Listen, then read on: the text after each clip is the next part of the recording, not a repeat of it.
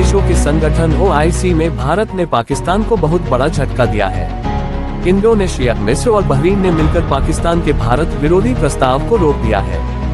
दरअसल जकार्ता में OIC organisation of international cooperation संसदीय यूनियन की एक बैठक हुई है।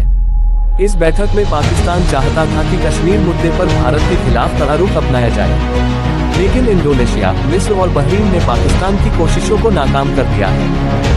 ये भारत के लिए बहुत बड़ी डिप्लोमेटिक कामयाबी है।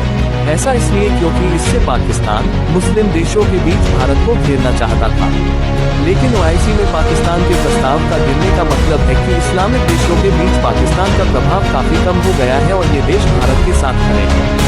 OIC की बैठक के बाद जारी दस्तावेज में फिलिस्तीन और गाजा के हालात पर तो सख्त बातें लिखी गई हैं, लेकिन भारत की आलोचना में जिन शब्दों का इस्तेमाल किया गया है उससे पाकिस्तान को जबरदस्त झटका लगा। सूत्रों के मुताबिक इंडोनेशिया, मिस्र और बहरीन ने OIC की बैठक में पाकिस्तान के भारत विरोधी एजेंडे को नाकाम करने में अहम भूमिका निभाई है। हालांकि पाकिस्तान प्रचार कर रहा है कि जकार्ता में बैठक के दौरान उसने भारत के खिलाफ कामयाबी हासिल की है, लेकिन ऐसा करके वो सिर्फ अपने देश के लोगों को खुश करना चाहता है। असलियत ये है कि OIC में कश्मीर पर पाकिस्तान का एजेंडा नाकाम हो गया है।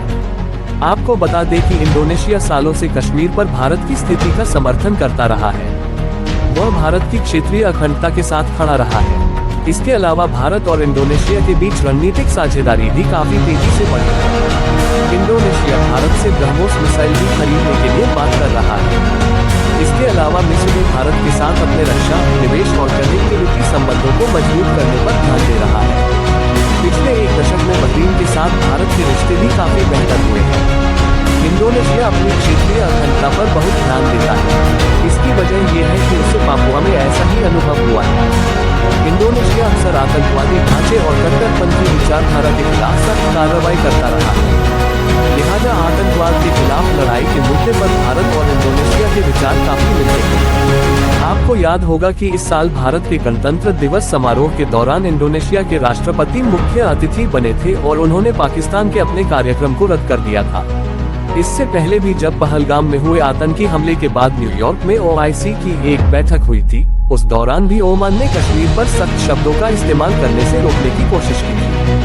उसके बाद भारत ने पाकिस्तान की कड़ी आलोचना की। भारत ने कहा था कि इस्लामाबाद ने OIC समूह को गुमराह किया और कश्मीर में हुए आतंकी हमलों पर एक तरफा बयान जारी कर पाया। भारत ने जोर देकर कहा था कि पाकिस्तान ने OIC को गलत जानकारी दी।